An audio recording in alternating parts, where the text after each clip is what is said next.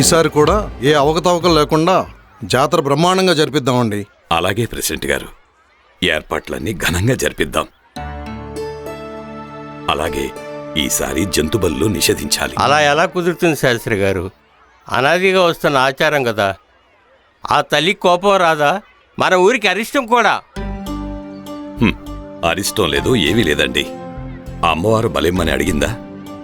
ఊరు సుభిక్షంగా ఉండాలి అంటే నైవేద్యాలు రథోత్సవాలు చాలదా?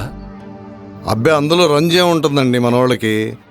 మా కుర్రోళ్ళకి కోడి పందాలు, రికార్డింగ్ డ్యాన్సులు కావాలంటున్నారు. అయ్యగారు, ఏరా సూరి, ఈ వయసులో ఈ పనులేంట్రా నీకు?